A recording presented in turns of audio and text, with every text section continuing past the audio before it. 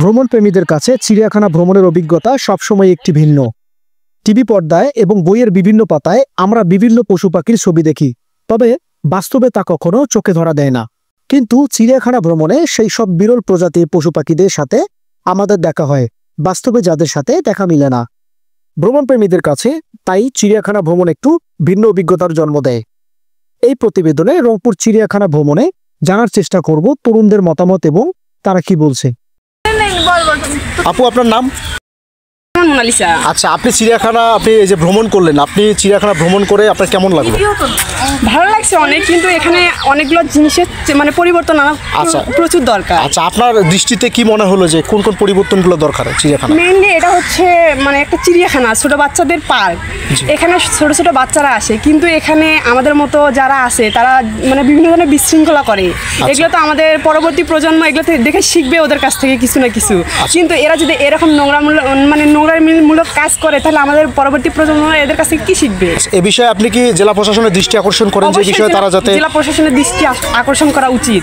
আচ্ছা, যাতে তারা এইরকম অসৌজন্যমূলক যাতে আচার আচরণ থেকে বিরত থাকে। আচ্ছা, এবং আপনি যে চিড়িয়াখানা ভ্রমণ করলেন, আপনার কোন কোন জিনিসগুলো পরিবর্তন করা দরকার উন্নয়নের দিক থেকে? চিড়িয়াখানা কোন কোন জিনিসগুলো আরো পরিবর্তন হলে আপনাদের জন্য? এখানে বিভিন্ন ধরনের পশু পাখি আছে, এগুলো যদি অ্যাড করা হয় তাহলে বাচ্চারা আরো মানে বিনোদন পাবে, ওদের দেখতে ভালো লাগবে। তারপরে আরো যে এগুলো মানে বিল্ডিংগুলো এগুলো আছে, এগুলো পরিষ্কার পরিচ্ছন্ন করা উচিত, তারপরে কালার করা উচিত, তাহলে আরো ভালো হবে, দেখতে সুন্দর লাগবে, মানে আগ্রহ প্রকাশ করবে আসতে। যারা দর্শনার্থী আসে তারা মানে আসবে যে না, রংপুরে একটা চিড়িয়াখানা আছে, যে ঘুরে যায়, অনেক ভালো লাগবে তাদেরকে। আসসালামু আলাইকুম, ভালো আছেন? জি, আমরা একটি প্রতিবেদন করছি চিড়িয়াখানায়, আপনি ঘুরলেন, কেমন আপনার কাছে মনে হলো?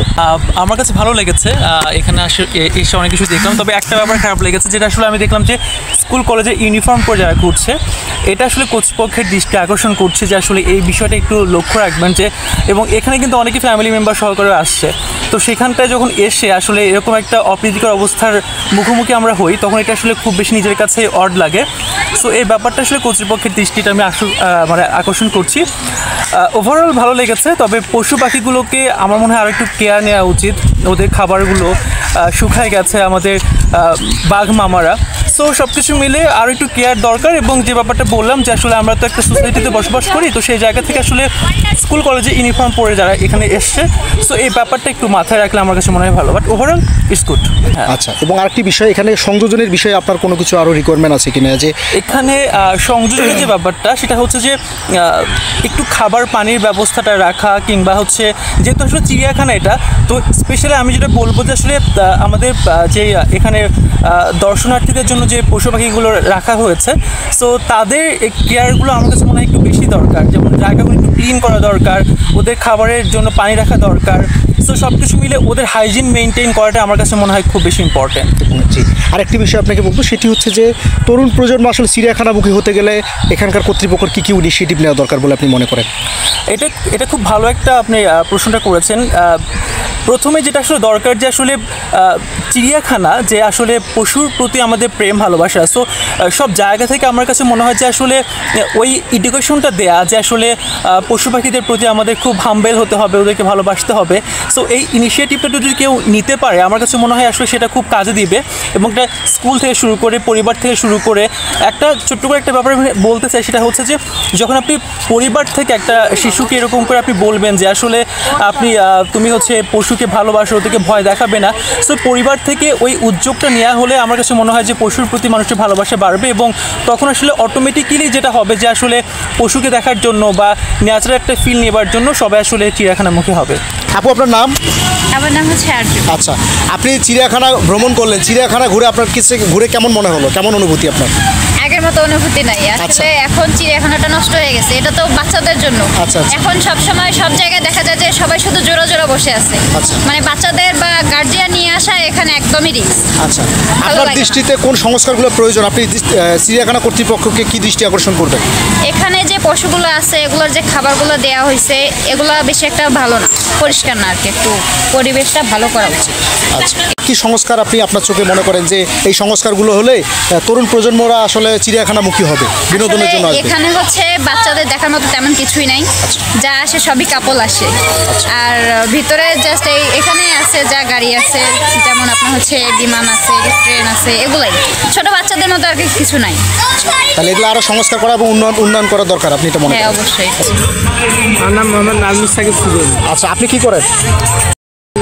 স্টুডেন্ট।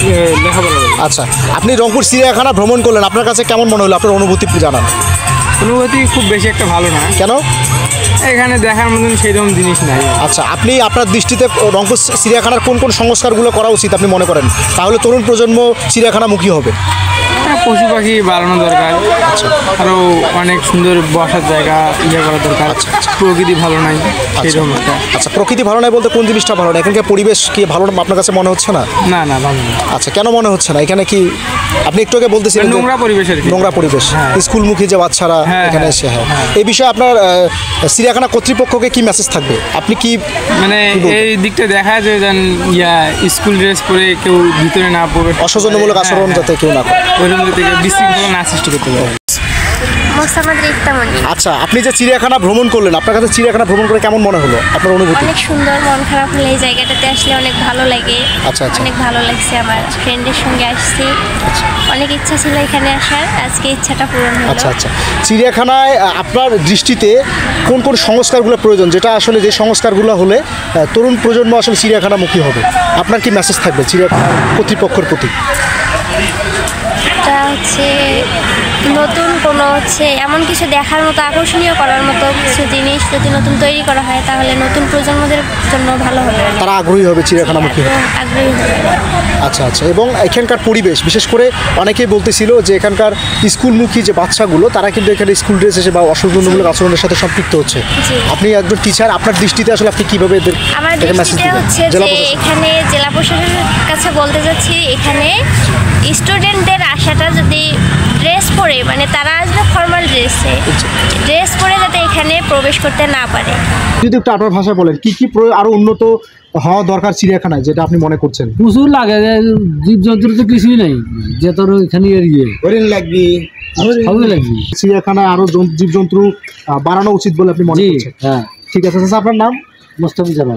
আমরা আপনাকে কটা প্রশ্ন করব, সেটা হচ্ছে চিড়িয়াখানা দেখলেন, চিড়িয়াখানা দেখে আপনার কি মনে হলো যে কোন কোন উন্নয়নগুলো করা দরকার বা কোন সংস্কারগুলো করা দরকার চিড়িয়াখানায়? চিড়িয়াখানায় তো এখনো অনেক সমস্যা বাকি আছে, যেগুলো আচ্ছা। যেগুলো আছে জি। এগুলো কোথায় ভালো করছে, যে ভাঙা ভাঙি হয়ে গেছে, এগুলো তো সংস্কারের দরকার আছে। জি। এবং চিড়িয়াখানায় আপনার কোন পরিচর্যাগুলো আরো করা দরকার বা আরো কোনো প্রাণী সংযুক্ত করা দরকার কিনা, তাহলে তো- প্রাণী সংযোগ তো অবশ্যই আছে, জি। বেশ কয়েকটা প্রাণী, আর কোথায় আগের তো যতগুলো ছিল একটাও তো দেখি না।